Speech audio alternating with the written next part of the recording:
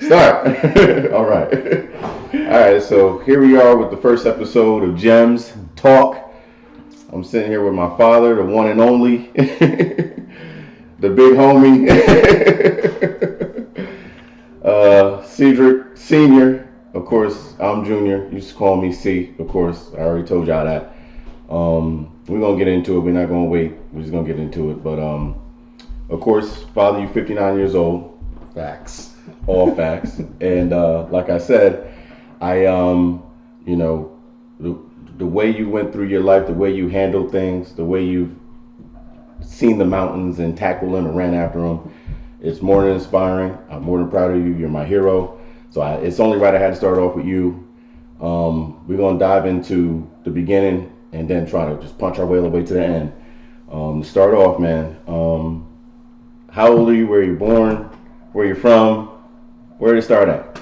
Yeah, well, all right, that's easy. 59 as of November 19th of this year. Born right here in good old Newburgh, New York. Go back? I'm not. We ain't get there yet. But in my family, I would be called the knee baby because I'm next to the baby, which is my youngest brother. Okay.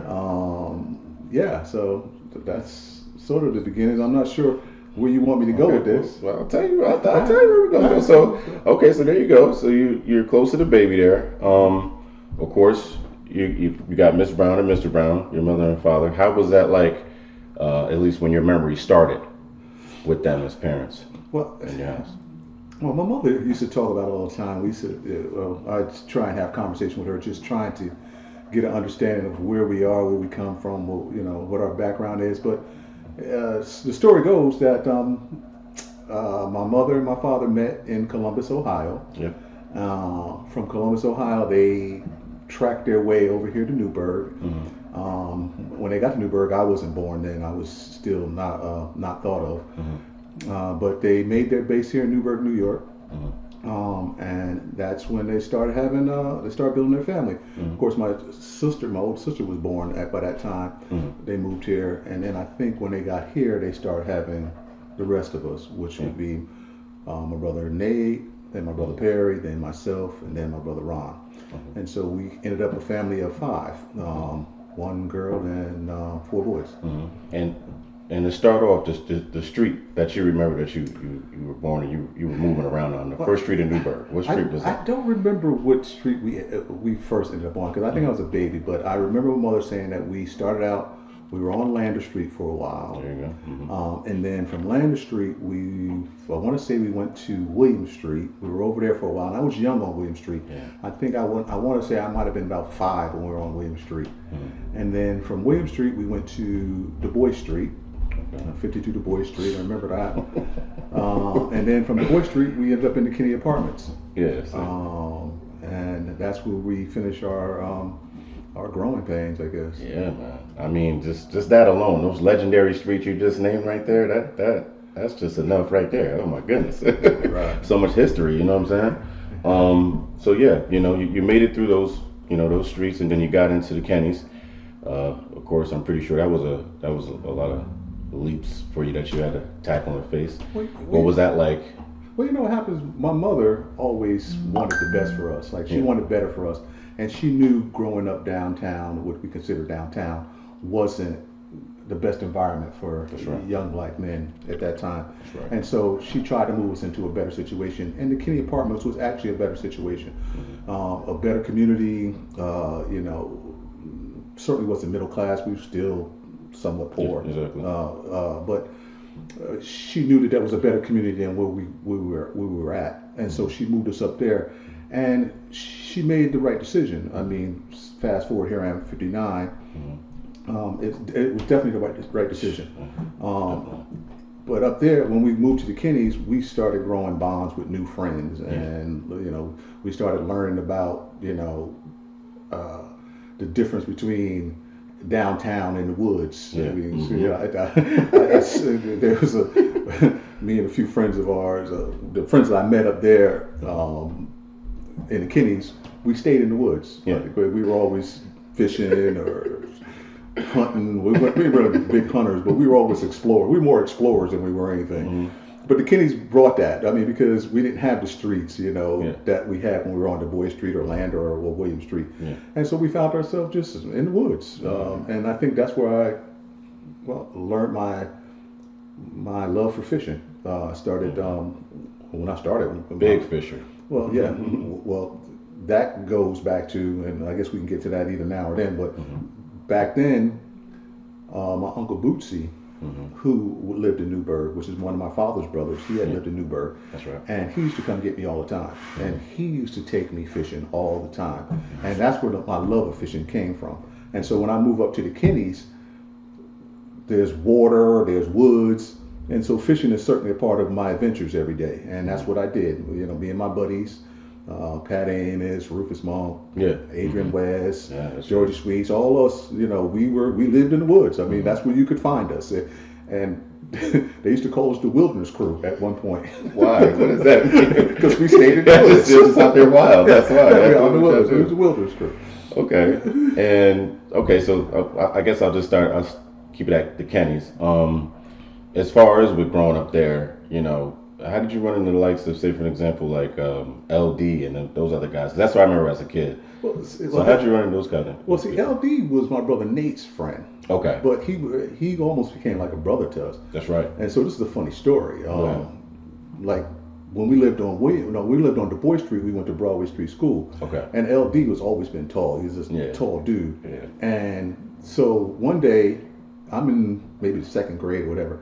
LD's on the playground and he starts bothering me. And I say, I'm going to tell my brothers. Oh, God bless L, man.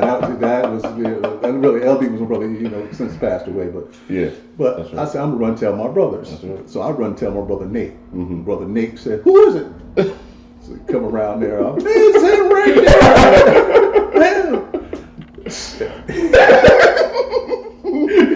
That's a little brother, man. My brother Nate gave it to him. But they ended up to be best of friends, man. Yes. And in fact, really like a brother to us, man. And we're so missed right now. Yeah. And it was crazy. Later on in life, LD hung out with me more than he hung out with my brother Nate. Okay. He would come up from Virginia and he would call me, AC, where you at? I'm like, I'm over here.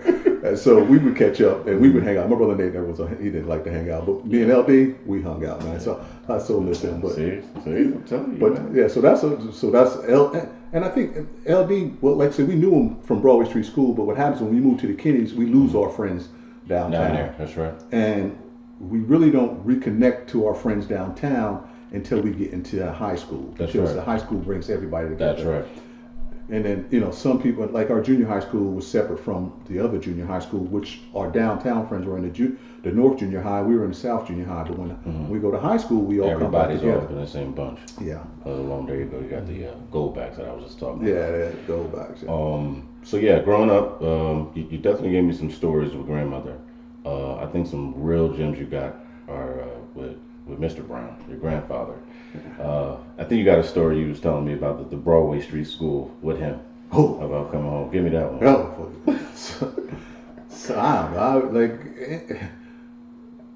so I'm in Broadway Street School, right? And I don't know why, but maybe somebody bothered me. I'm fighting because I wasn't a fighter. Like I would always get my brothers to fight for me. Like, oh, you mess with me, I'm getting my brothers because I had two bigger brothers. That's right.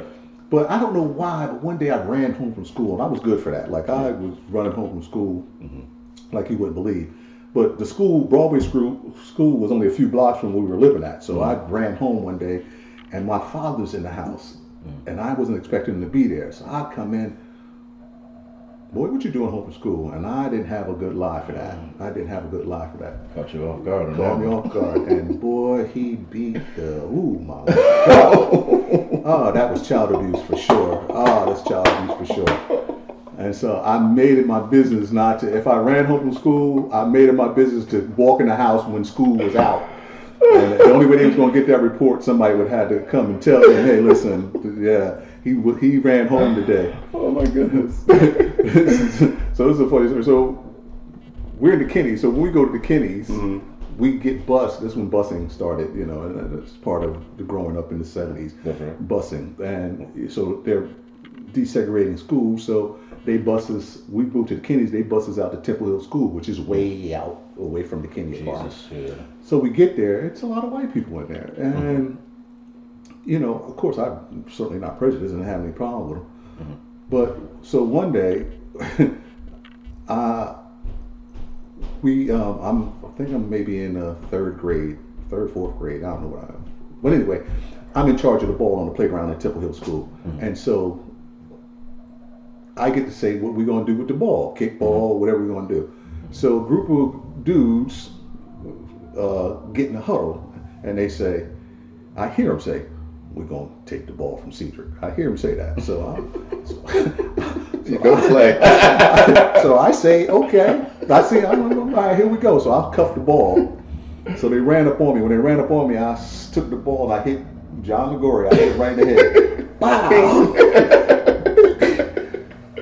Teacher coming for me. Fuck that. Uh-oh. There you go. Yeah, good. I run home from school. Okay. But, so when I run home from school, I realize how far away I am from home.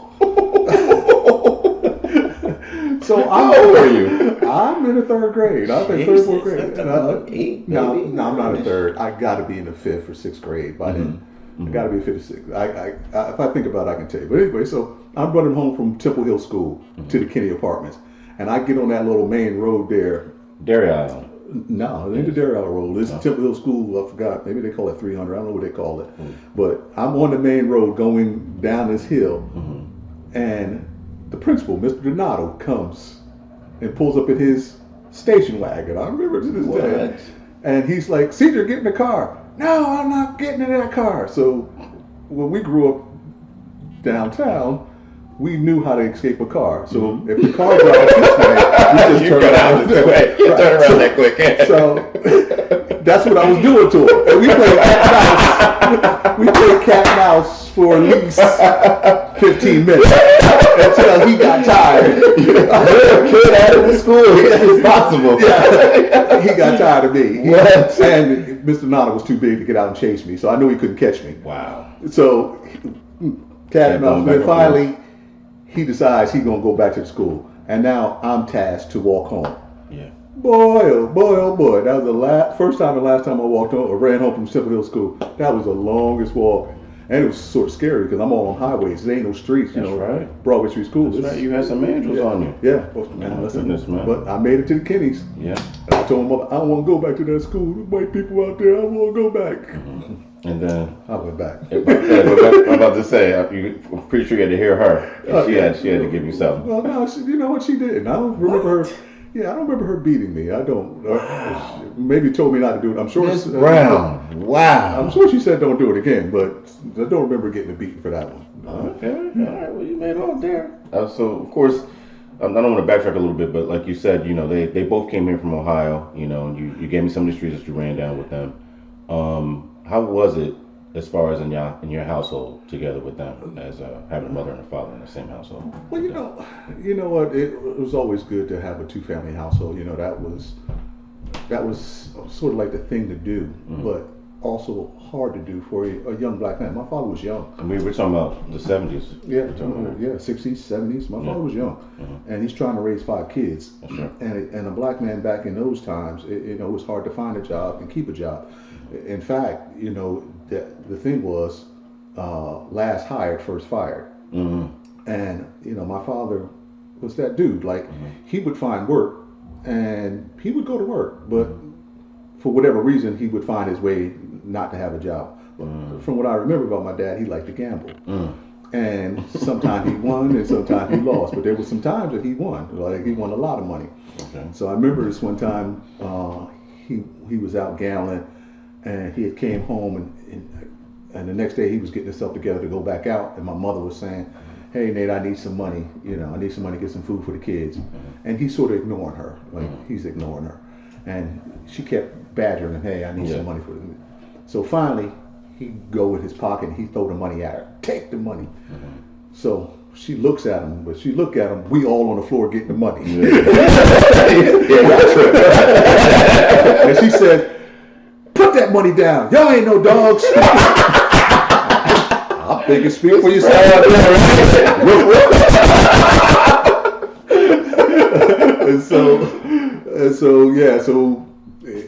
remember that episode. But you know, what was crazy? Like, it was always good to have my dad around. But when my mother got tired of him beating on her because he would go out and get drunk, come back in, put his hands on her. And I remember my mom having black eyes, like literally black eyes, and she just got tired of it. And she finally asked him to leave. He did. He went, got his own space, and whatever. And then, as the story goes, my mother finds somebody else. Yeah.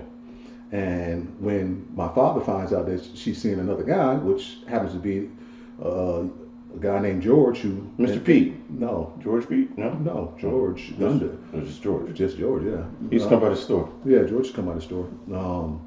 But my mother started dating him, and my dad didn't like that, and ran up on George one day. And according to the story goes, George gave it to my daddy. Oh my goodness!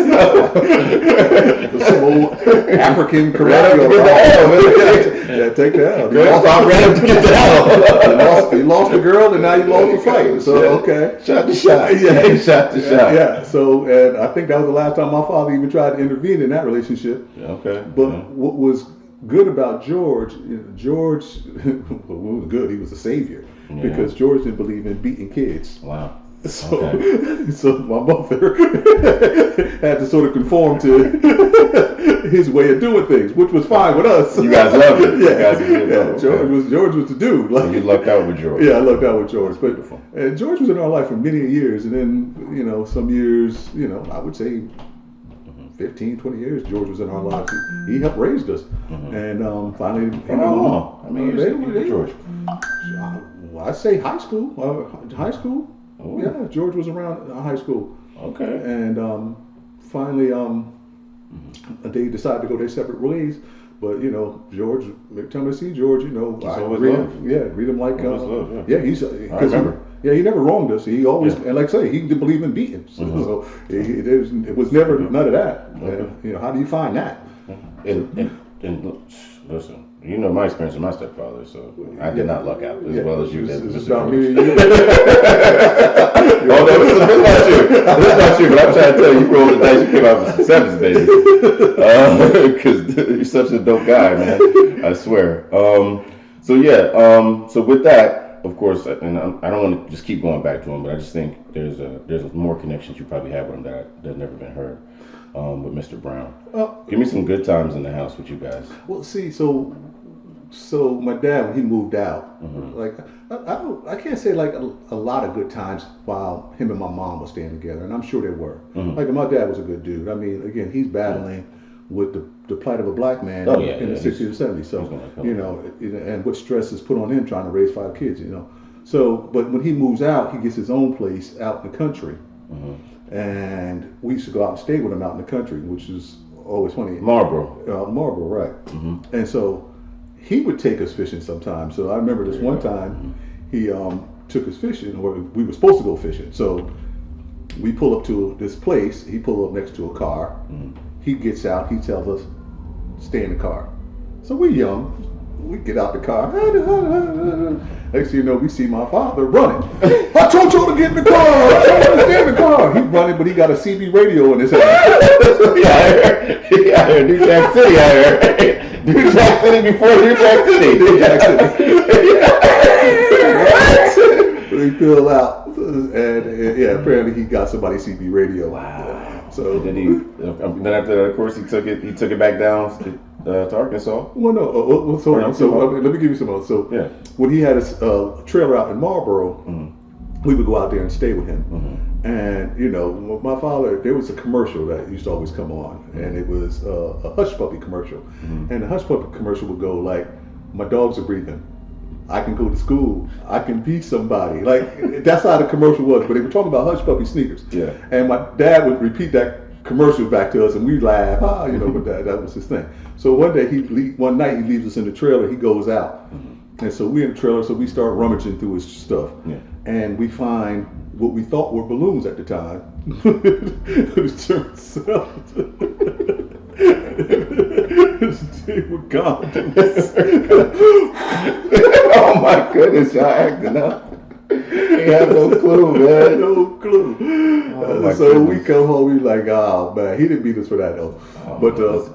But out where he stayed, it was a lot of it was woods, water, and he worked on a chicken farm, and so he would take us to work with him, and so that's how we got to know about chickens and all that stuff. Okay. But when we come home during the day, we'd be running around playing in the woods, and I'm allergic to poison ivy, and I swear to God, I got poison ivy all over my body, like all over my body, everywhere, and he's always telling us, stay out the woods, stay out the woods, and I get the poison ivy, and yeah. I think that's when I learned about me and poison ivy and to stay away from it. And then he used to always take us down to the river. So down the river where they dock the boats at, that was our swimming hole. Oh wow, okay. Yeah, I noticed that at one point. Yeah, we swam there. Gotcha. So he would take us down there summer months, and we would swim in there. That's probably why I got these rashes on me now. So that was the other thing that we would do with him a lot. But yeah, what about you and him? Like, give me something you and him that you can you got somewhere in your heart. Yeah, There's always a group of you. Yeah, because when my dad came and got us, he came and got all of us. He said he never pinpointed one or two. My uncle Boosie would just come get me. Gotcha. But my dad, when he came, he got us all. It was never one on one. Not that I remember, and maybe it was a time that he did, but I can't really say that was the case. Yeah. The only reason why I asked that is because I just know with you and me, like there's so many one-on-ones I can grasp, so much gold I can grasp where you just, oh man, like that little fork in the road I was talking about. Yeah, that's where I just go the right way with that one little talk. So I was wondering if he had some of that for you. But anyhow, moving forward, high school, Kenny's. High school Kenny's, that was, I would say this. All my school years were good years, but the difference between me and my siblings, I was a smart one. Yeah. So all through high school, my mother worked, your grandmother worked security. Yeah. Mean, she was there when you. That's right. She was security guard. I was there. And so my high school years were good. Like I can't say I could really complain about my high school years. I mean.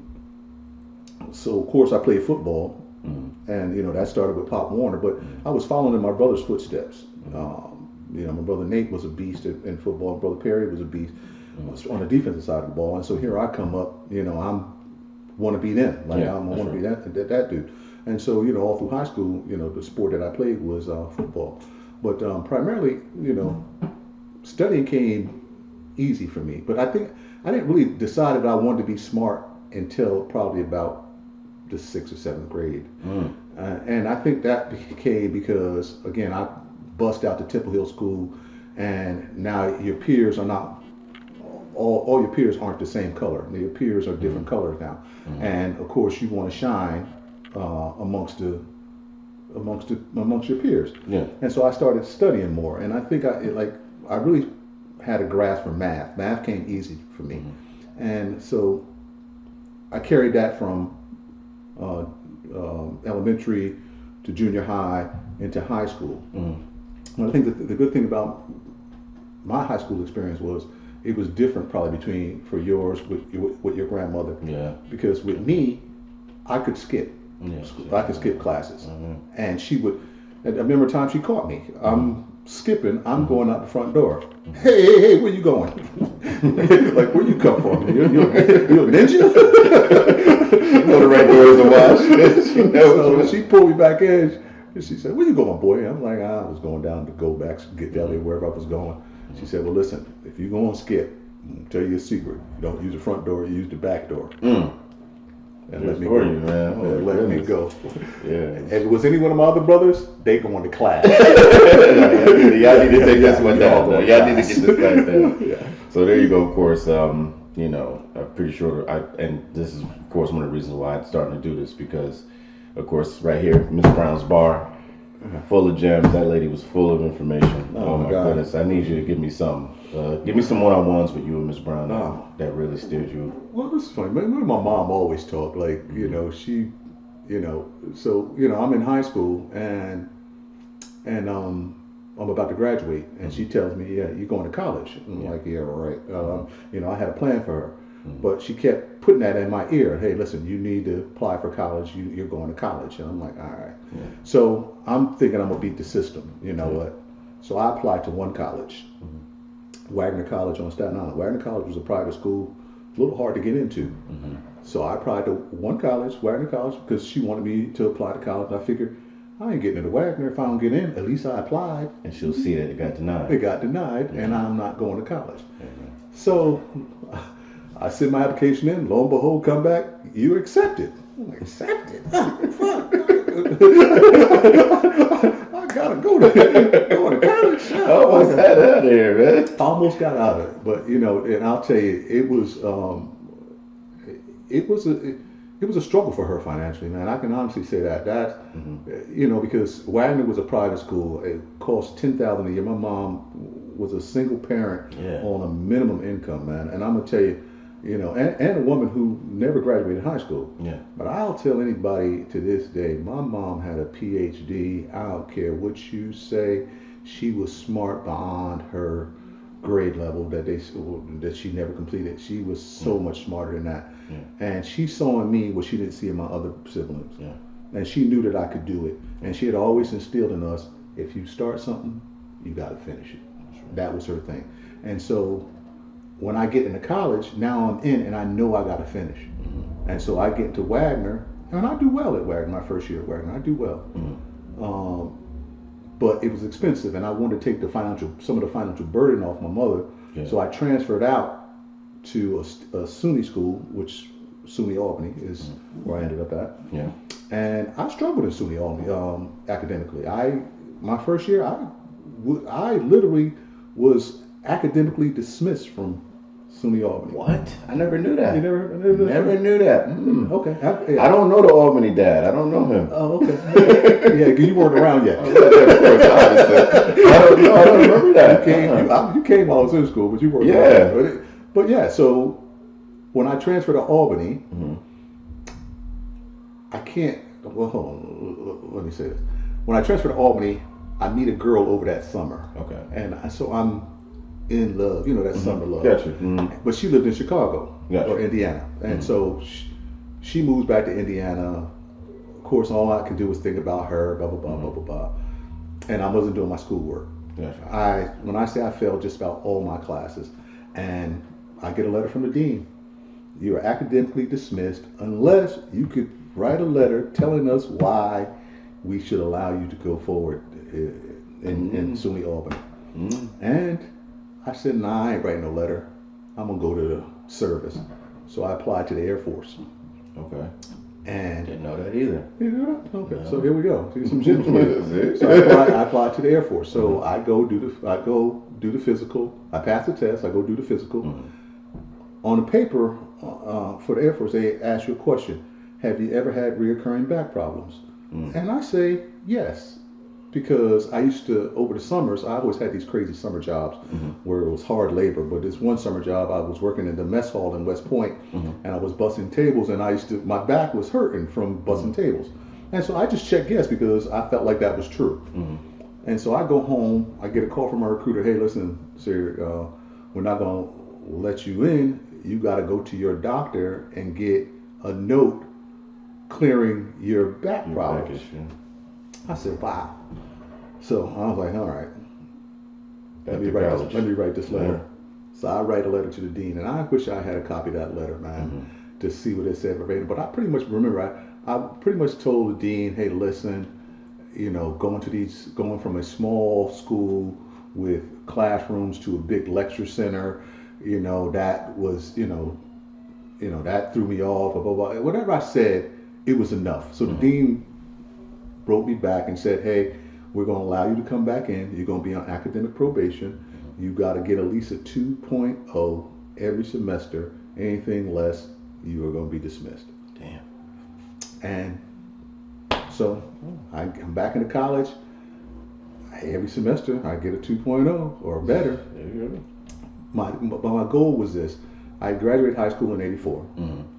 and it only takes 4 years to get out of college. I had friends who were in college 2 years prior to when I got there, so they go on the 6-year, 7-year program. There you go. Yeah, they're on the super program right now. So I say to myself, I don't want to be on that program. Yeah. So I had to accelerate myself because I lost a lot of credits in the transfer in. Gotcha. So I accelerated myself. I didn't graduate the fall. No, I didn't graduate the spring of '88.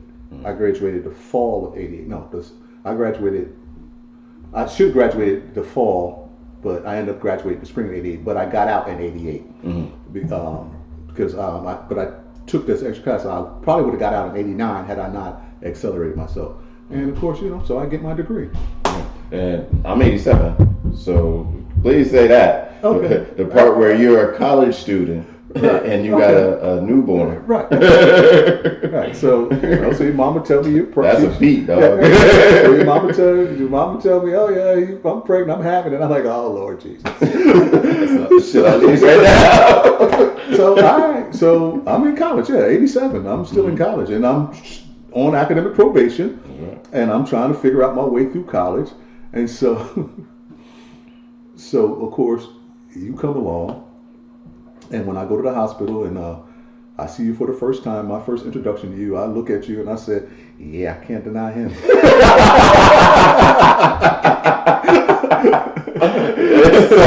did I. He's like, yeah, that's me. That's me. Yeah, that's him right there. Yeah. So, but me being who I am, I'm never trying to run from my responsibilities. And all I had at that time was a work study job, which was paying little or no money. That's pocket money for campus. Yeah. Really didn't have any money. Kid, and so, God bless your mom, she certainly stepped up and did what she had to do to make sure you had everything. But that's not necessarily true, because she used to always tell me, and we talked about this and laughed about this all the time, that she was hell bent on you getting a crib and all this Winnie the Pooh stuff. It was Winnie the Pooh this, Winnie the Pooh that. Jordans, Nikes, that's it. Hell bent. And then we laugh about this crib. Like, I buy this expensive crib. I think I had a Sears credit card. I used my Sears credit card to get this crib. And I think you slept in that crib maybe one time or not. Like, I don't think that crib was ever really slept in. But I needed it though. Yeah. and that room was immaculate. Like, it was immaculate. The room was slept in that room. What's the toy thing there? Yeah. Probably the times you come over. Yeah, that's it. That's it. Yeah, out. Yeah. And I don't think that was it either. Like, Yeah. I really don't. Yeah. But so I get out of college and so I get my first job with KeyBank. Wait, hold on, this is a funny story. Good. So, okay, you're born 87.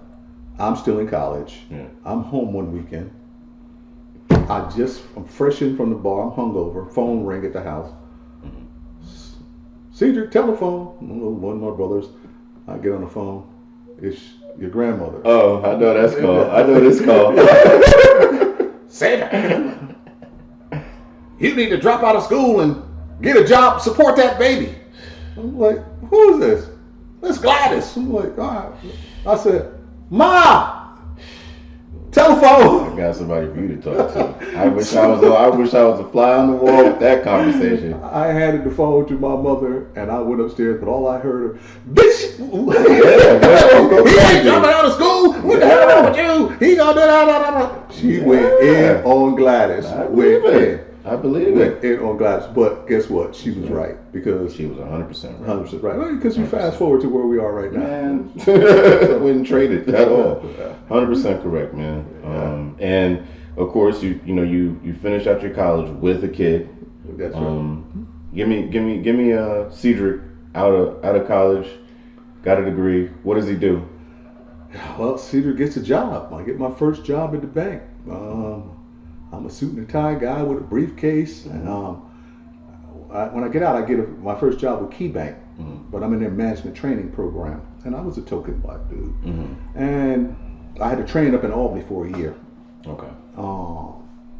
But of course, your mom is in Poughkeepsie. Yeah. So after my training, they transferred me down to Newburgh, which of course brought me closer to you. Yeah. So here I am. I'm in Newburgh now, but I'm this dude. I got a suit and a tie on every day, driving a little what I thought was a nice car at the time, whatever I'm doing. But I hated it. Like I hated it. I used to actually come home from work and go in the house, and I'd be out my clothes in minutes into my street clothes. My brother Ron outside waiting for me. We go get in the car, go to the store, grab us some beer, That's right. and drink till we get nice enough. And I had to wake up and do it again the next morning. That's right. And it was a pattern, like it, and I think it was a form of depression. Really, I really do because Yeah. and that, because What are we talking about? We're talking about the early 90s right now. Yeah, well, no, we're talking 88. Still late 80s? No, late 80, 89. Yeah, it's probably 89. I'm still with the bank. So 88, I graduate. I'm up there for a year. 89, maybe early 90s. Yeah. I'm in Newburgh with my first job, and I hated it. But you know, people used to come in the bank and they used to see me sit behind the desk, and they'd be like, "Wow," you know. Yeah. But I helped a lot of people, man. Like because like it's one thing. I'm gonna say this. I'm gonna get off it. I was able to lend up to $10,000, and so I understood credit standards, right? So and a lot of black people came into the bank certainly didn't meet these standards, and I certainly approved some loans that were certainly on some sketch. Being approved. Shout out to you, dog. But telling you, man, they don't understand the work you put in, man. What you done, man. Yeah, so, but and then there was people who came in wanted to cash their check, but they didn't have no ID. But of course, I know them. Like I grew up knowing who you are, and so. Hold up, what bank teller? You ain't got no ID. You got your check, right? You know the bank teller. What bank teller you know going to cash your check with no ID? Yeah. Well, they weren't. Listen, shout out to you, though. But you knew who they were, though. They'd come to my desk. You knew they weren't trying to, you know. Well, what happened? My teller would come over and say, "Cedric, this is whoever." Put my initials on it. Yeah. Cash it. Yo, thank you, man. Thank you. I mean, get your ID, man. That's a gem. So I never knew that. Yeah, but this was it. You know, it was. You know, I'm working in the community in which I grew up in. That's right. And the people that are coming across my desk. I grew up knowing these people. Like I grew up hanging out with some of them. You know, we graduated high school together. I mean, some of their mothers and their fathers would come in needing help from me. I mean, at the one time, the mayor of Newburgh used to come sit at my desk, and I used to help her balance her checkbook. So you know, and I met so many people, judges, you know, all kind of people, you know, just coming to the bank and then sitting down, chopping up with them. So I mean, it was a good experience, but for me, I just felt like it threw me back into the community in which I wouldn't say I was running from, but I felt like it didn't have anything for me. Like I'm not really sure why I didn't like to be in Newburgh. That's what I was to say. Why so early you get in the suit and tie and you get the nice car, which you thought was nice, and then all of a sudden, hey, this ain't it. Well, I'd say it wasn't it. I just didn't want to be in Newburgh. It was like I felt like I wanted to be anywhere other than Newburgh. Gotcha. But of course, when I get out of the training program, they place me where I'm from, and Newburgh is where I'm from, and so here we are. But again, I mean, I didn't despise it. I was glad that I was able to help whoever I ever helped in banking. I just didn't like the suit and the tie. Like I didn't like the structure. I never liked the structure of banking because the structure of banking was this: when you meet a goal, your goal is now set twice as high as it was before, and so now you got to work twice as hard to get that goal. Keep you working, and then your pay don't compensate that. And so it was a funny story when I'm in banking. Every Friday, I used to go out to Joe's in New Paltz. God bless my cousin Stephanie. Shout out to Stephanie Ivy. Oh my God. Ivy, shout out to you. Yeah, man. We used to go out to Joe's on Thursday nights. I don't know if it was college nights, and man, we'd get it in. And I'd come to work on Fridays, and my crew, my manager, everybody knew. I don't work on Fridays because I'm hungover. Easy. I'm hungover from Thursday. I don't work on Fridays. So I'm sitting at my desk, phone ringing. So I look over, the head teller be like, "Oh, you ain't working?" Yeah, I'm not working. So they would answer the phone for me, like I barely worked on Fridays. And my manager knew it too. And not even that, just to add the side story to that, man. When I tell you you would pick me up on the weekends, but I don't know if it would be early on some Fridays or maybe you'd come in on a Saturday, but you would take me into work with you, man. And to come in there, to sit behind your desk and to just know that my dad works here, like that right there, what it did for me, what it felt like, what I had to meet minimally. You know what I'm saying? Like, oh my God, my dad's a man. Oh, he's running this. Oh man, like that's just the beginning of it. This is when you would take me to work and get a donut or whatever, and just be sitting at your desk chilling. I'm like, working or what we doing? Like, just. Yeah, that's when I worked at Poughkeepsie. I had the branch. I was running the This branch. is Newburgh. This is Newburgh. Newburgh. You brought me in Newburgh. I remember. I brought you Newburgh, but then I also definitely Poughkeepsie because I was working at Poughkeepsie. Fleet Bank over there. there. Bank, yeah. You used to come in there. I remember that. And I was running that branch. Yeah. I mean, listen, man. You want, like, I've always wanted for my kids. My mother always said, instilled in us that you want to have more than what I had. Yeah. That was her thing. Yeah. And so she certainly wanted higher education, but with us, like all of us, she told us with no uncertainty, you're all getting a high school diploma. Like that's it. Mandatory. Yeah, because she never had one, and so she pushed that on us. But with me, she said you're going to college. She never told anybody else that. She told me that you're going to college, and then okay, fine, I follow suit, and I go and I graduate college. But then it goes back to her telling me you're going to start it, you're going to finish it, and so here I do. But so that was that was a part of it, and then of course, you want your kids to have more than what you have, and so if you show them, you forget saying it.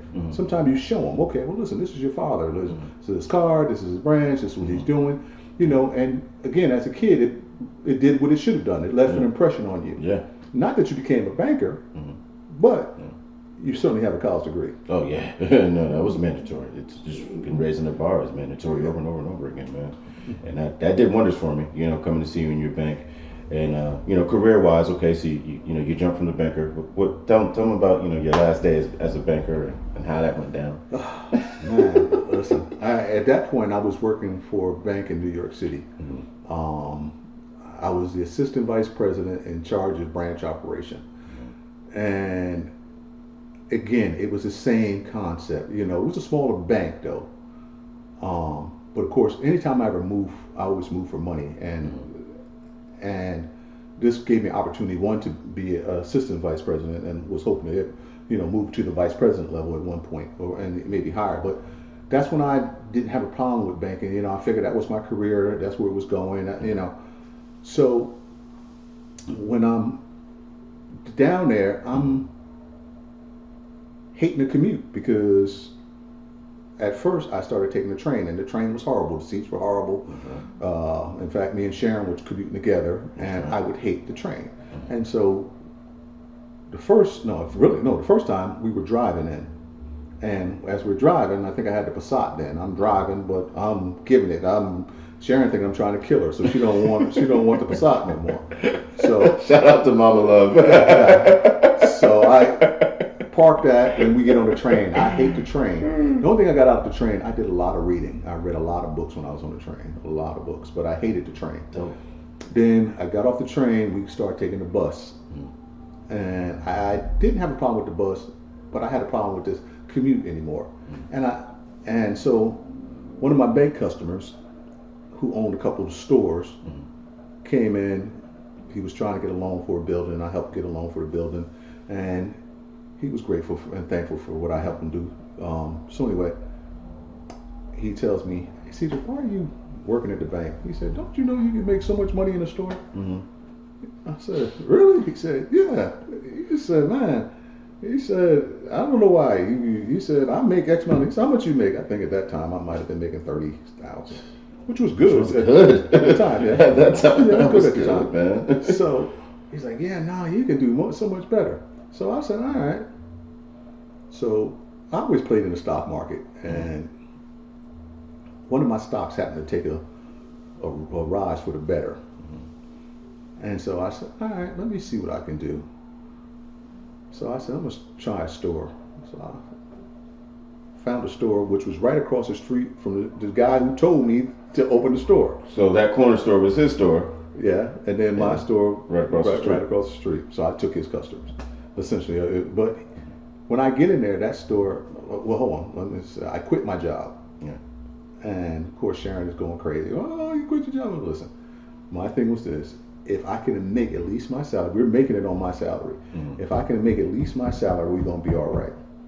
So it turns out when I opened the store, I double my salary, maybe triple it. The store goes crazy. Out of control. It goes crazy. I'm making crazy money. So from that store, I go in with partnership with my brother Perry for the store on South Street. That store was making 3 times as much as the store on Broadway.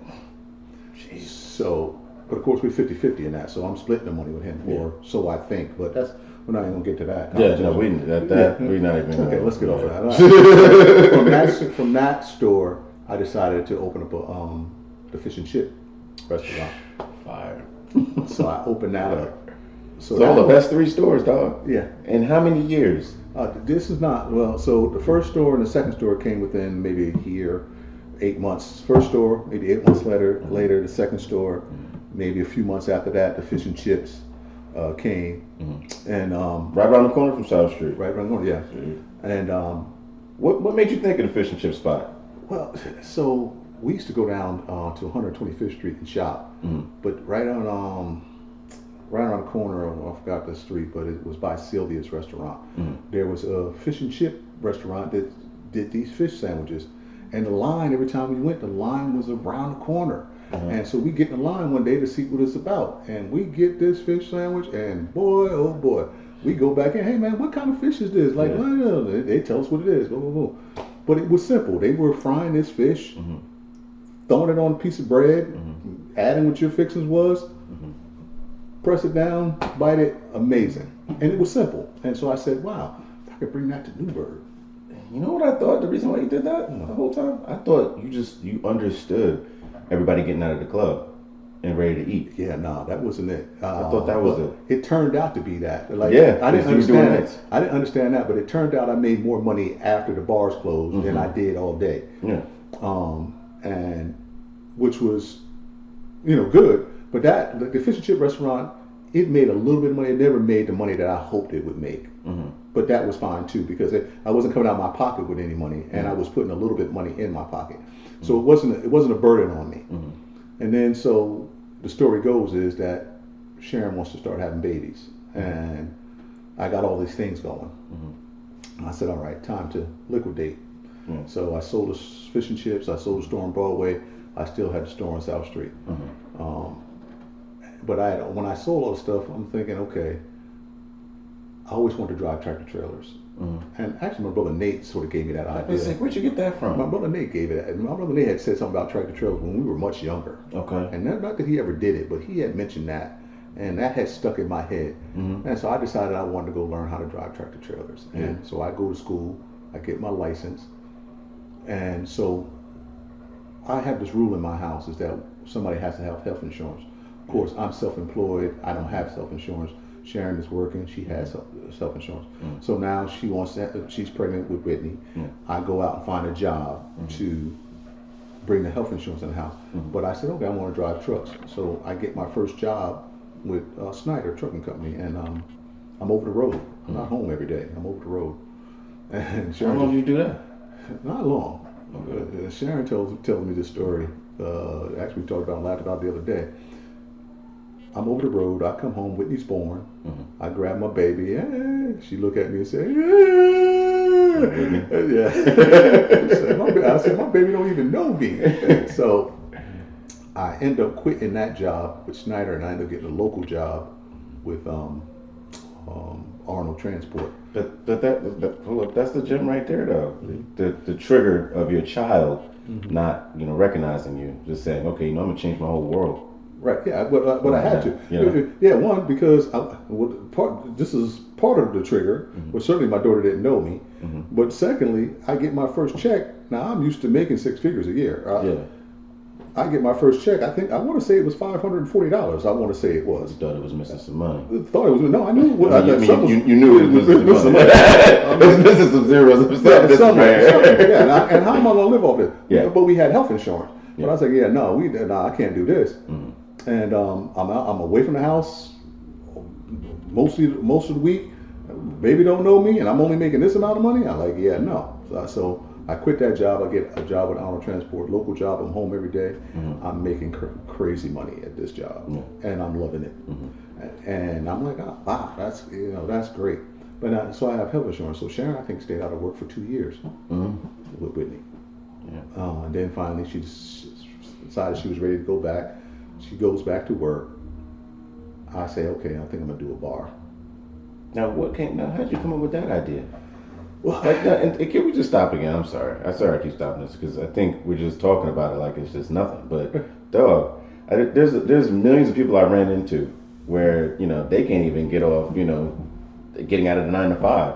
So here you are. You're probably still under 40. That's 3 stores. Then you're going into going in your own bar.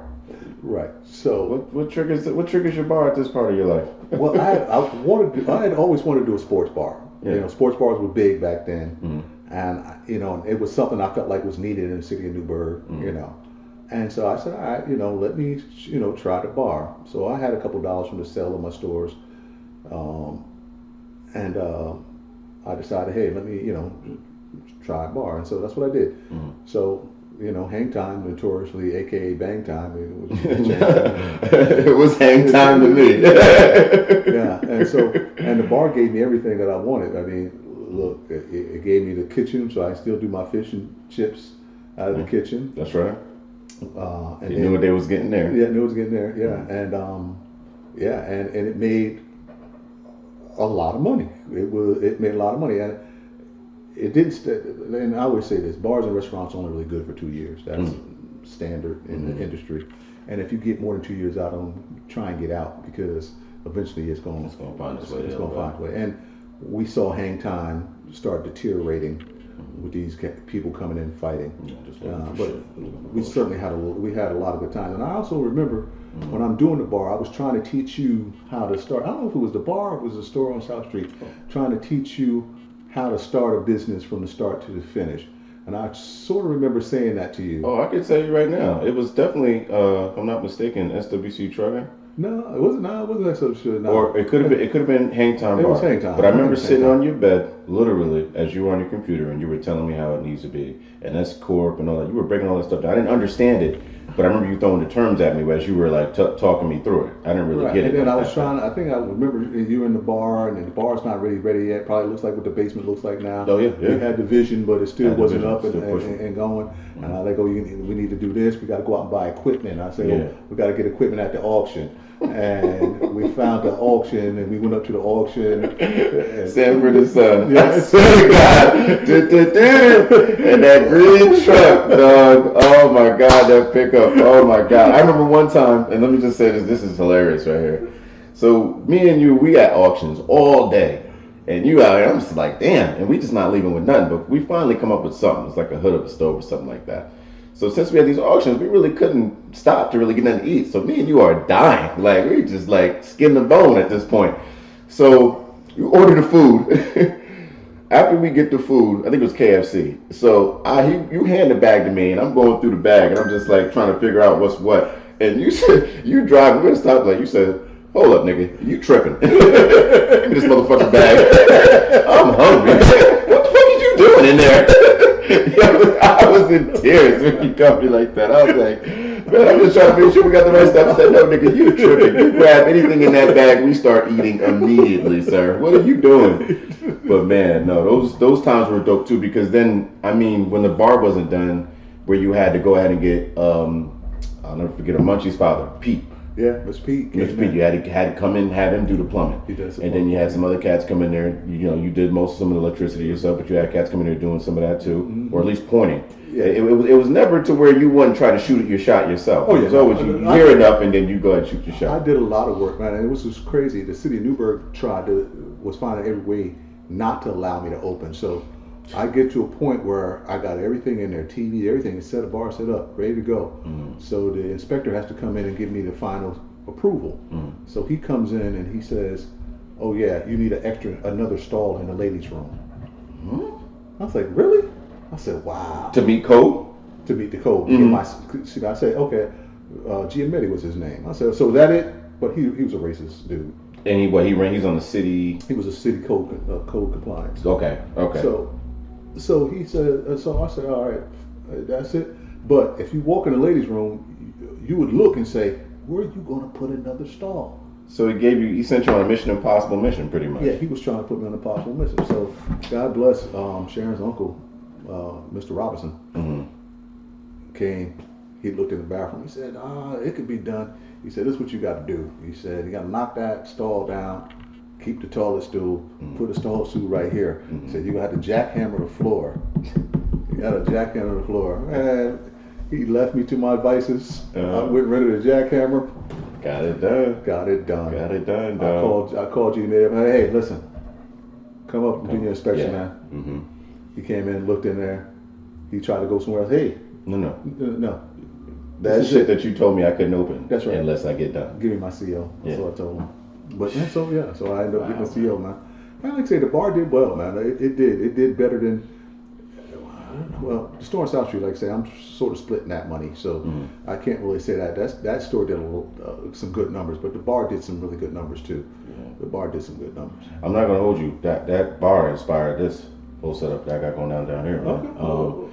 You know, when I was living with you at that point, so it wasn't on weekends or anything like that. But when we'd be in there and you almost had it done, and you had the pool tables and stuff like that, man. When we played pool, that was like. Yeah. Just like you, Uncle Boosie, when you were fishing, like that pool, that I love pool ever since then. And it was like, man, I can't wait to get to it here. But here we are, you know what I'm saying? And now all I can't wait to do is play pool with you again. You feel me, dog? So that another inspiring moment. Look, my dad owned a bar. I'm already a vet at the cashier, so I'm thinking I'm gonna be the cashier guy. I'm like, I'm too young. You can't do that. Get up out of here. So bar, but yeah, no, that was a super dope feat too. Well, so what happens with the bar? And well, end up what happens next week? Well, sold the bar, and I had I was actually I had the bar, and I was still had my trucking job. But I couldn't do both. Okay. I couldn't do both because my trucking job was early morning, and the bar was early morning, and they were clashing, and so I had to quit. Quit my trucking job and do the bar 100%. Were you dispatching as a trucking job? What were you doing specifically? So I quit my driving trucks. Okay. And so, excuse me. So now Sharon wants to have more babies, which AKA Sean. And Sean the Dawn. What's up, baby? Yeah. So I had to get a job. And so a friend of mine was dispatching for JD Hunt, and he needed an assistant dispatcher. Okay. So me and him were always cool. So. He was like, it's a night job, see? He said, all you got to do is come in, make sure all the drivers are out. Once all the drivers are out, forward the phone to yourself, go home. So that's what I did. He hired me, paying okay money. Wasn't great money, but I just wanted the health insurance. And the work was easy, so you could still work with the bar. Yeah, work was easy. And I get the drivers out, forward the phones, I'm at the bar. Bar closed, I go back, make sure everything good in the office, go home, go to sleep. I'm done with work. So it was perfect. Got the health insurance, here comes Sean. I think Sharon, she didn't stay out 2 years. I think she only stayed out a year with Sean. She had a year, then she went back to work, found her a job. Once she found her a job, I quit the dispatching job, but that's what inspired me to get started in trucking. Because so when I'm dispatching, whenever we had overflow loads, we would call an outside carrier to come in and pull the loads, and we paid them $7.50 a load to pull the loads.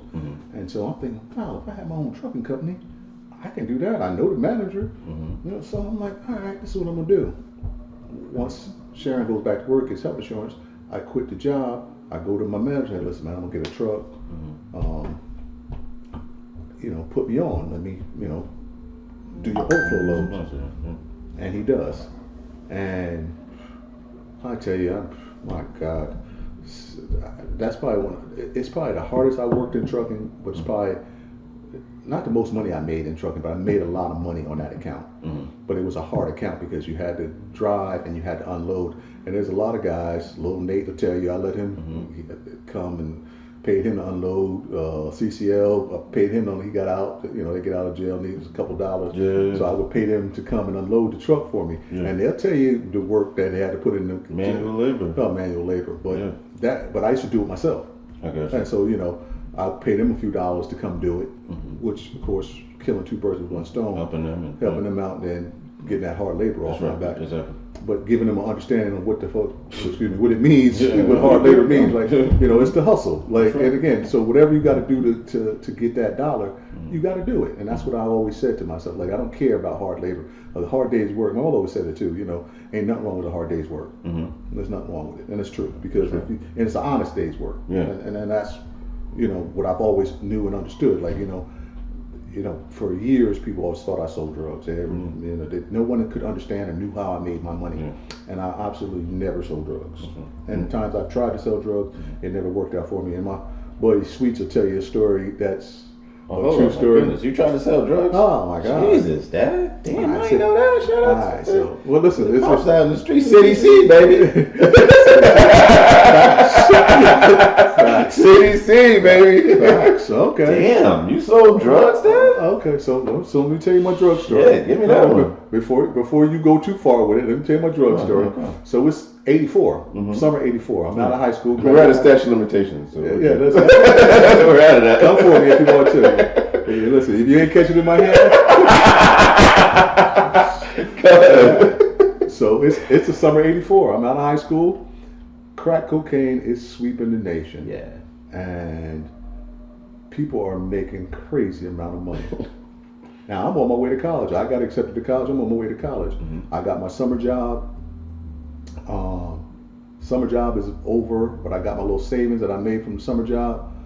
And so the flagpole out in the Kenny's was we'd be out there gambling, drinking. That was our spot we met. Yeah. But that's where everybody came to sell their drugs. And so they say, see, you can double your money. I said, double my money? He said, man, double your money. I think Brooklyn Mac, Nooney's old boy from. Double your money. So I buy a wholesale from him. Paid him $100. He gave me $200 worth of caps. Okay. All I had to do was sell the caps to get my money back. So everybody know I'm going to college. So they're like, let's see get his all first. Let's see get his all first. So God bless Laverne. Laverne was a friend of ours who ended up strung out. She came up to me. Cedric got it. I hold my hand out. She look in my hand and look at me and say, you selling drugs? I don't want your drugs.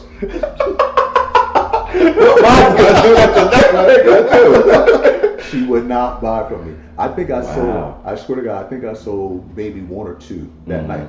But people are selling out. Like they're selling out the same night, doubling their money. So I'm carrying these caps with me. So I got to the point, my brother Ron was out in the streets.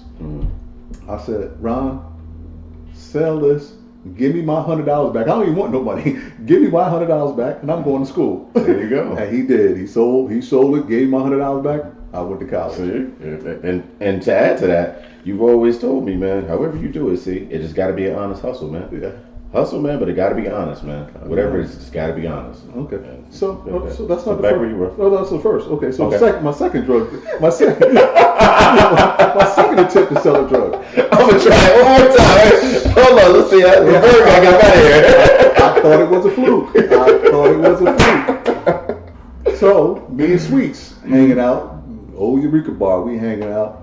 We in there. We spend all our money up, but we want to go to breakfast. Sweets is in the street selling drugs. He said, "See, we're gonna go on Crack Alley." He was selling drugs on Landing Street, Crack Alley. We sell these caps. We get enough money. We going to breakfast. All right, cool. So I'm dressed up. We club dressed us. I pull up in my fancy car. I think I was pushing the Jetta about it. I don't know. I had something nice, whatever it was. So I pull up, get out. Sweets go get his package. So I'm standing there. I ain't thinking about it. I said, Sweets, let me see. I swear to God, Sweets is selling out. See, come up to him. Go ahead. See, go ahead. You go. Nah. They would not buy my drug. They wouldn't buy it. Same thing that Sweets had. Would not buy it. That's love, man. They wanted you out the way, dog. Yeah. You didn't belong there. They didn't want you there, dog. In the wrong space. 2 times I tried to sell drugs. 2 times I failed. And that's the only 2 things I failed. You gave up on it. Yeah, you gave up and said, you know what, you got this one. I'm not going to think this through. I got this. But you know what's even funnier, though, is that I used to always tell people, the people who thought I sold drugs and I didn't. I used to always tell them, listen, if I sold drugs, I'm not going to be hand-to-hand combat. You're not going to see me on the streets now. In fact, if I ever got caught, the cops would probably say, oh my God, how many is it? Count it again. Because that's how, if I'm going to go out, I'm going out like that. I'm not going out for a $20 cap. I'm not going out for that. And give you how many little 5, whatever Ricky Nick years and right. with your life. Yeah, because you're going to get 5, you got a cap, or you get 5, you got 30 kilos or whatever it is. So but that was my experience. So we were talking about the trailer and the truck, and you worked hard one year, and Sharon goes back to work. Right. So at that point you already had SWC started? Or? No. So when I quit the dispatching job, I start SWC trucking. Okay. I'm telling you, that's the business. We said, it could have been hang time, maybe. No. Okay. Because the start a trucking company is really just paperwork. It ain't that. But I get my first truck, and I call my buddy who's the manager. He puts me on, and I start working the account with him. And that's where I got the ideal about not being an owner operator, being a contract carrier. And so that's where I get my MC number from, and my DOT number. And so I start working with him. I got one truck, and I'm out there killing it with one truck, but I'm killing it because this guy's giving me the business. And of course, I'm sliding him a couple $dollars on the side. But he's keeping me busy. I'm making a crazy amount of money per week. And so whenever that dried up, then of course I now got to go out and find my own work. And so that's how I learned how to get on the broker boards. And I look back on some of my old invoices, and I was doing loads for almost little or nothing, but it's the not knowing. And so it's the learning curve. And of course I didn't know. I didn't know. That was literally $100 for a load that I should have been getting $500-$600 for. I got old invoices. I just looked up. But I started learning, now I can get more money for this. And I met a guy a broker who worked for Snyder. He called me out of the blue one day and said, hey man, I got these loads up in Tunkhannon, man, paper loads they pick up here and they deliver in Queens, where they deliver at. He said, how much can you do it for? I said, $1,500. All right, I'm gonna send it to you. So that's when I got on game. I was like, wow, this dude going $1,500. This is back in the '90s. So me and him developed this relationship. He was a cool dude. I forgot his name, man. So one day, it was a weekend, Friday, I do a load for him. And I say, all right, man, I'll talk to you on Monday. Monday, I call him, see if he got some work. I hate to tell you, he passed away over the weekend. I said, what? I said, wow. So I didn't lose that account. I ended up still doing work with him, but not as much work, because this guy was giving me a lot of work. But again, I always say in trucking, it's the hustle. Like, you gotta hustle it. So one day, it's a Friday, I come home, I'll get off work, I just finished the load, it's Friday night, I'm ready to get home, clean up, hit the streets. My phone rang, JB Hunt. Hey, I got some water up in Maine. How much would you charge me to go pick it up and deliver it in the Bronx? I said, oh man, Maine, that's 3 or 4 hours away from me. He said, name your own price. I said, $1,800. He said, all right, I'm gonna send you this confirmation note. What time do you think you can get there? I said, I don't know. Friday. I said, forget Friday. Again, sacrifice Friday, because listen, I got a family. I'm trying to support this family. That's right. So sacrificed my Friday, ran up there, grabbed that water on time, picked it up, delivered it to the Bronx, wherever I delivered to on time. Next day the dude called me. Hey man, I got a lot of this stuff going on, man. He says, I can give it to you, man. I said, we just got to negotiate, work out the price. I said, hey, no problem. Name was Jerry. Worked for JB Hunt. Me and Jerry did business for years. He gave me so much work for years. One year I worked for JB Hunt, I think it was 2014. I did so much work for JB Hunt, made so much money with JB Hunt, that I was their third highest grossing carrier in their company. And I got this plaque somewhere in the house that says that. Yeah, I was killing them. But Jerry stopped brokering on the East Coast. They put him on the West Coast. He introduced me to Corey, who picked up his job. Me and Corey became friends. Me and Corey are good friends to this day. Corey's a big wig at JB Hunt right now. I'll talk about Corey. You told me about that, Yeah, I'll talk about Corey sometime. Yeah, Corey's a good dude. I haven't talked to him lately because he does reefer stuff, but if I needed help, that's why I know if I was ever struggling really bad, I could always call Corey and say, hey, listen, Corey, you got something dedicated. Yeah. And even if it wasn't his department, it was probably somebody he worked for, that worked for him before. That's right. He could call him up, and he would call him up and say, "Hey, listen, I got this Kerry. He's a good guy. Yeah, put him on." Just simply off the relationships. Off the relationship, You know? and that's what I did with the trucking side of it. Like when I got into trucking, I built these relationships: on time pickup, on time deliveries, and courteous and humble. That's right. And that's where I, ended up with who we work with now. Oh, shit. Oh my goodness, man. I think that's really one of the gems right there. Just alone, you spent this trucking doing it 18 years, 19 years, 20? 2006 I got in. Okay, so what, we call 18? 18, yeah. It's going to be 19. But your level of your work and what people respect you for, what they know you for, and now, who we're plugged in with, where just simply off the relationship, you're handing down a relationship, that's more than fire. I think as a father, to give his son, he can give him all the lessons and jewels, but if he can pass the relationship also, I think that's top tier right there. Well, see, what happens is you get in at the right time, because I'm sort of halfway. I got one foot out of it, and I always say I don't like dedicated work. Yeah, but right. if you're not in, then I'm doing it. I'm doing it for him for sure. I'm doing that. Yeah. And we don't have to talk about the money that you make doing it, but I'm doing that account. But okay, you're in, and you got a young family, and your job is trying to push you out. So you're in that mix. Okay, well, fine. And I remember when you finally just get in, you get your first payout, and you're like, man, I made more in one load than I made in 2 weeks, and the other guy, like 2 weeks, a month. A month. You saved me 30 days. Dad, why didn't you tell me about the story? I said that you did, but yeah, so what I'm gonna do? I can't make you. Why didn't you tell me about this shit earlier, dog? I could have been out here.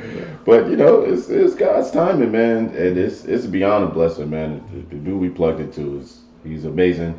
Man, if I could work for him the way until I'm gone, that'd be great. But if not, listen, whatever that dude needs, man, give me a call. I think he would always try and find a way to make sure he works with us, because he's that dude, and you see that in him. Yeah. Like he's that dude. Even in our conversations, it's just you could just tell that he's a genuine guy, and he knows that we're gonna take care of him. Right. We're not trying to do it like that. I think that's what it is too. And that's what it's about. He wants to make sure that he's not getting ripped. Yeah. And he's going to get his stuff picked up and delivered on time. Right. And he has not gotten a customer complaint from us. Not one. I mean, and if they do say, "Oh, the trailer is not straight," or we can be out there tomorrow, get out there and fix it. or if we got to go out there that same day and straighten it out at our cost, it's going to get done. It's going to get done. And I think he respects that about us, and he know he needs that, because if you don't get the pickup when they ask, then he's going to lose the account. That's right.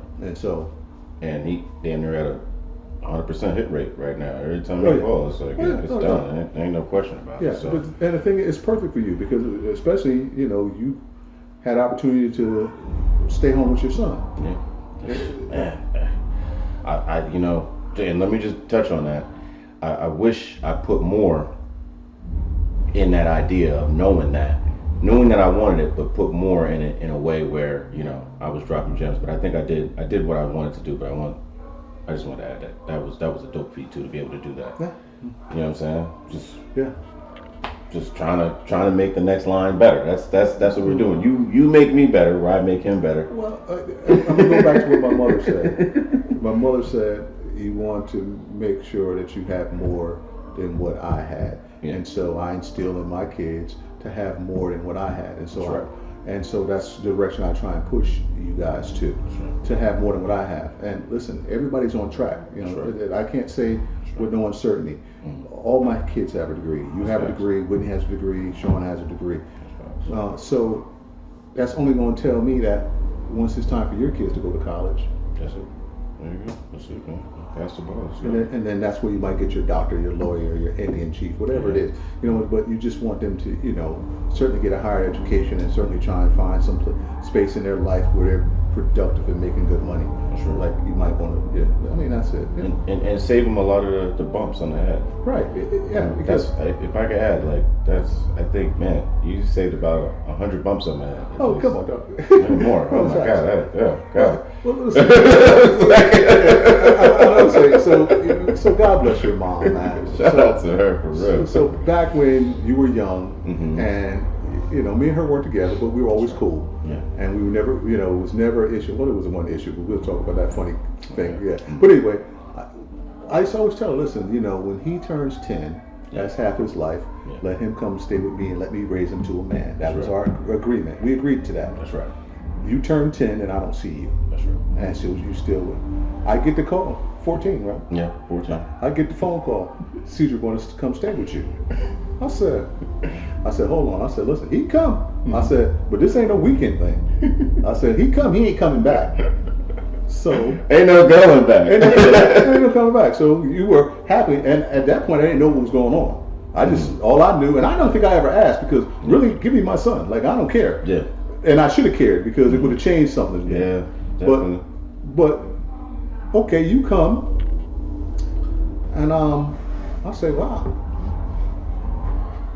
that's okay. She says, you want child support? I was like, no. I want my son.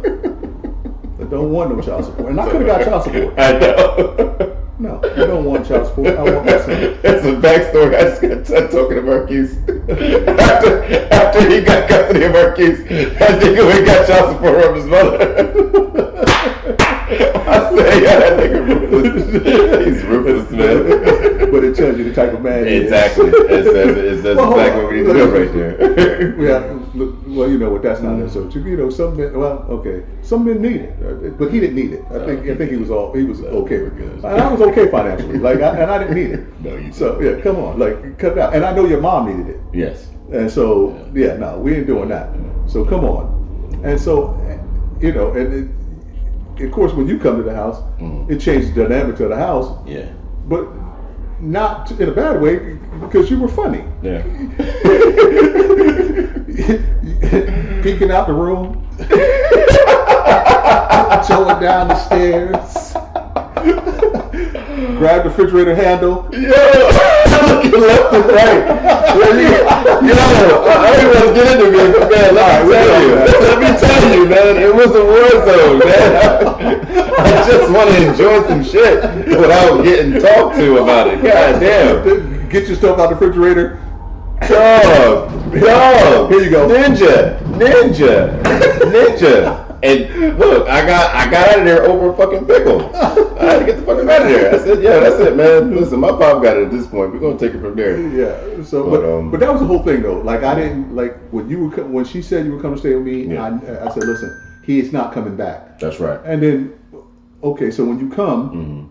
You're rough around the edges, but not rough in a bad way. Yeah. Like you think that you can't go in the refrigerator and eat. Like you got that thing going. Like, and I'm like, yeah, dog. Whatever's in there, it's yours. Like, yeah, like it's yours. But just think about that, though. Yeah, like, I'm coming into a whole new foundation here, and I don't have a clue whether it's okay to do this, or okay to do that. That's when that's why I told Amber, like, when her sister came to stay with us. Anybody, listen, anything in that fridge is fair game. We're not putting no names on nothing. It's not going to be none of that. It's fair game, and if it's eaten, then it can be replaced. That's right. Trump didn't even know that. Yeah. Didn't know that from the program I came from. You know what I'm saying? So thank God I caught you guys when I caught you guys, because man, just changed my whole view on life, and I love you guys, and I appreciate you guys a lot for that. Well, definitely, man. Well, this is it though. So when you come to my house. I mean, I wasn't strict. I didn't have no rules. I mean, there's some things. Shoveling snow. We ain't gonna talk about that. You gotta do something. I took the garbage out. I did the dishes.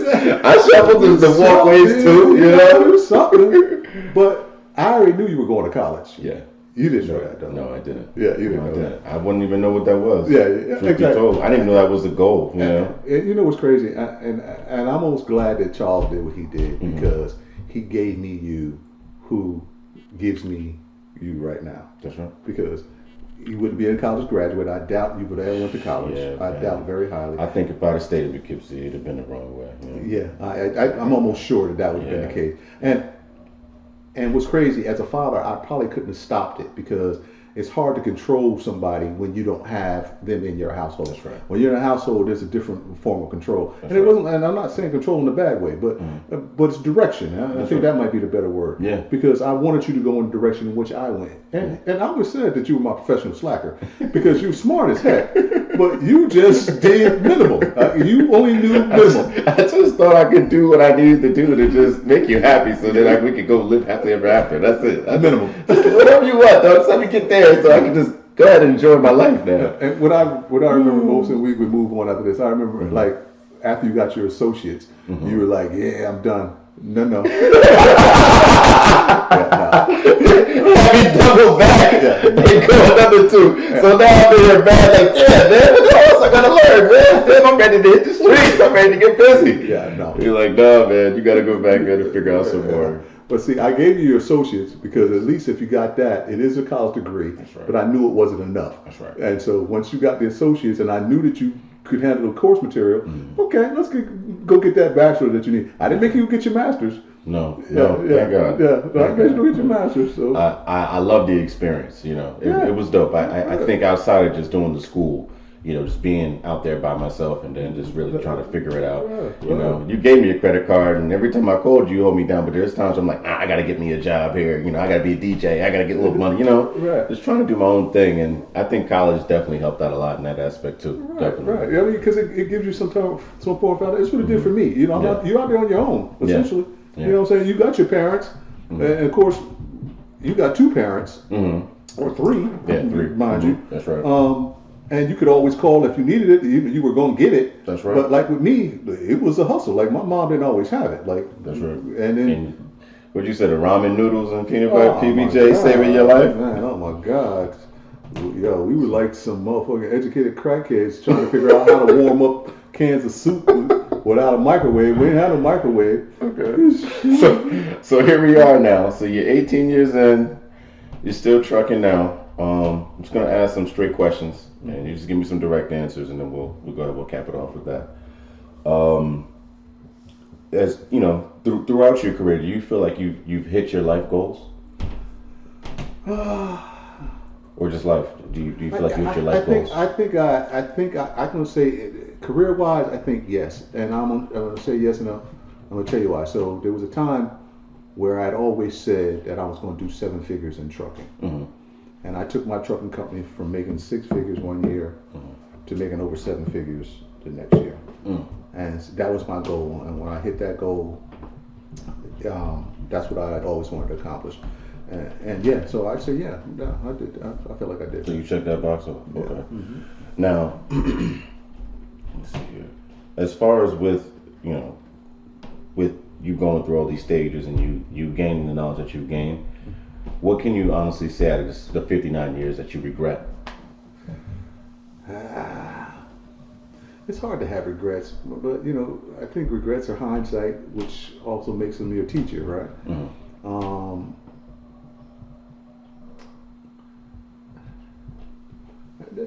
You know, I don't know if I live life based like that. Like I don't know if I live life based on regretting things. Nothing you wish you've never done, or never involved yourself in. Listen, so I tell my brother Ron, you know, he was practicing to be a pastor, and I told him, I said, man, if you ever do my eulogy at my funeral, man, I want you to tell everybody I had a ball, and this is many years ago, and just off the top of my head, I can think of no regrets, man. I mean, certainly did some things wrong and should have done them differently, you know, as I, you know, think back on them. But my mother always said, you can't cry for spilt milk. That's right. So I don't know that I have regrets. No regrets, okay. And right now, let's say, you know, this is the last time me and you were talking, and this is the last time conversation is being had. What would you say to me? Bury me face down and ass up. This guy, you see where I get this shit from? The wrong jokes at the wrong time.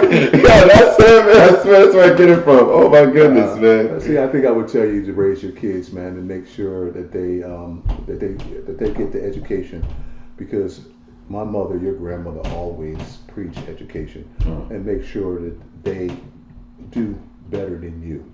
That's the secret to making this brown name something. That's right. And so I would tell you that to make sure that you make sure your kids follow in your footsteps and at least get a bachelor's degree, because I followed in my mom's footsteps, and got more than a high school diploma. That's what she wanted. That's what I did. And so that's what you need to do. Okay. And that's what I would say to you. Okay. And anything as far as for, you know, Whitney and Sean? Whitney and Sean, I just want them to find their way through this thing we call life, and be happy in their life. Like, we're growing up in a different space now. Like when I grew up, it's different. Now it's a little harder growing up, and so I would certainly want Whitney to find happiness in her life, to find somebody she can share her life with and enjoy her life with, and maybe have grandbabies. Get married and have grandbabies. And marriage is not necessarily part of having grandbabies. Yeah. But just to be happy in her life. And the same for Sean. Like, and I always say this, like, I got super dope kids. And anybody should be happy to have them. I mean, each and every one of you have your head on straight. Yeah. You're smart, you're educated, handsome, pretty. Like, you guys have what it takes to have somebody who treats you right. And I think that's what it is. I just want happiness. I want them to find that person that makes them happy in life, and that they can share their life with, and maybe grow into a family and bring more grandbabies. Yeah. And that's it. And it's about from there. If you were to, let's say, if we were to check a box, if you would want a box checked for your grandkids, what would you want from C3 and Tyler? What would you want from them? At least a college degree from both of them. That's it? Yeah. I mean, listen, again, in education was always preached in our house. And so I got to keep pushing that forward. Like, we cannot stop pushing that. And so certainly education, to high school is certainly not enough. And by the time they get out of high school, a bachelor's degree will probably not be enough. But at least I would want to see them to at least graduate college. Even if I'm not here to see it, I would want you to push that agenda, because I think that's going to, one thing I know it's going to be important. I mean, in order to really move, and this is what's crazy, I drive trucks for a living, and it doesn't require a college degree. But I'm smarter in trucking because I have a college degree. That's right. And there's a lot of guys who got in trucking right now who are out of trucking because they weren't smart about it. That's right. And so, yeah. But yeah, that's what I want for again, all my kids, my grandkids. Like, I wanted that for y'all. You guys brought that for me. And yeah, my grandkids definitely, higher education outside of high school. But that's what my mother wanted, and there you go. Yeah. Okay. And I mean, at this point, I'm pretty sure there's definitely some more gems. There's probably some more things we could have on, but we missed a whole bunch. We missed a whole bunch of chapters. But listen, I mean, that's life. I mean, I'm 59. I got some chapters. Yeah, we took the career mark. But listen, this ain't the last time you're gonna see him. Listen, I needed you to start it off. Obviously, the basement ain't finished, but that's not what it's about. It's about the grind. It's about starting from the bottom, coming up. And hey, appreciate you, my guy. Love you, and you on the internet forever now. Yeah. Guess what? What? You gotta go to work. Yes. I gotta clock in because I gotta get to the bread. All right. Appreciate you, my guy. Love you, man. Love you too, dog. All right, man.